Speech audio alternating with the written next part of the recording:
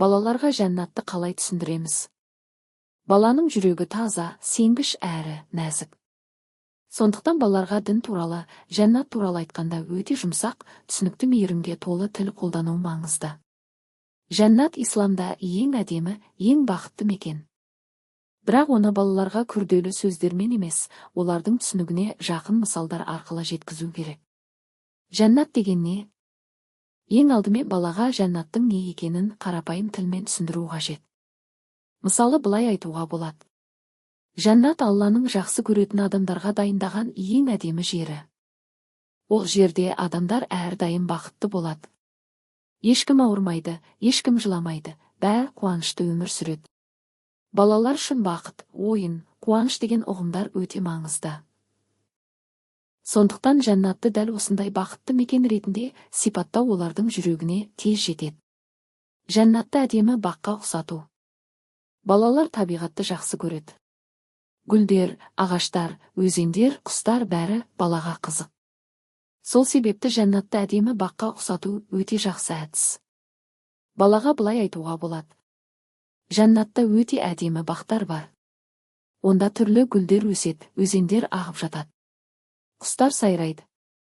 Жемістер өте тәтті болады. Адамдар қалаған жемісін алып жей алады.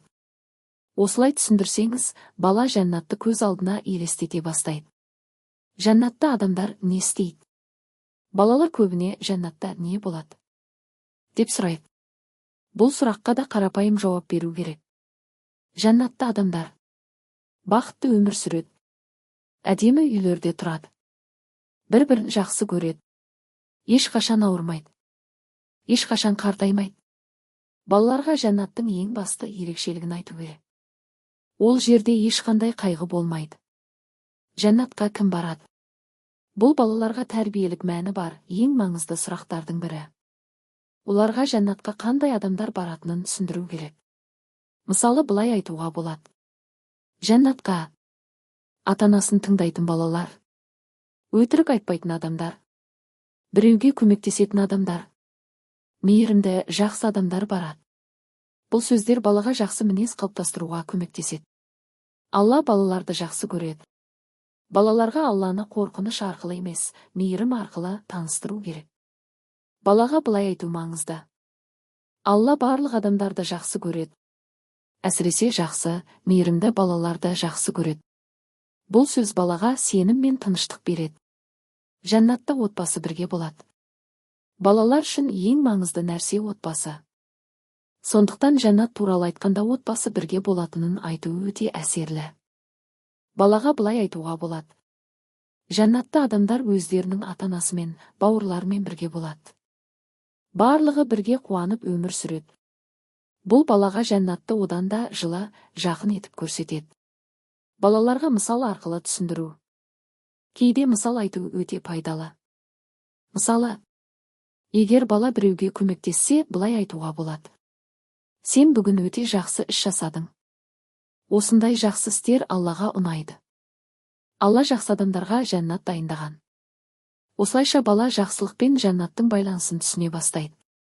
Балаларға жәннат туралы ертегі сияқты айту. Балалар әңгіме тыңдағанды жақсы көреді. Сондықтан жәннат туралы қысқа әңгімелер айту пайдалы. Мысалы, бір күні бір жақсы бала болды. Ол ата-анасына көмектесетін, ешкімді ренжітпейтін. Алла оны өте жақсы көрді. Сол үшін Алла оған жәннаттағы әдемі бақтарды дайындады. Осындай әңгімелер балалардың жүрегіне тез жетеді. Баланың жүрегіне үміт беру. Балаларға жәннат туралы айтқанда ең маңыздысы үміт. Бала өзін жақсы адам болуға тырысатын адам ретінде сезінуі керек. Оларға, егер сен жақсы болуға тырыссаң, Алла сені жақсы көреді деп айту маңызды. Бұл балаға сенім береді. Қорытынды. Балаларға жәннатты түсіндіру өте жауапты іс. Оны қорқынышпен емес, мейіріммен жеткізу керек. Жәннатты әдемі бақ, бақытты мекен, отбасы бірге болатын жер ретінде түсіндіру ең дұрыс тәсіл. Егер бала жәннатты бақыт пен жақсылықтың символы ретінде қабылдаса, ол өмірде де жақсы адам болуға тырысады. Сондықтан ата-ана мен ұстаздың міндеті баланың жүрегіне жақсылықтың дәнін егу. Жәннат туралы әңгімелер, мысалдар, мейірімді сөздер арқылы бала Алланы жақсы көріп өседі. Ал бұл ең үлкен тәрбие.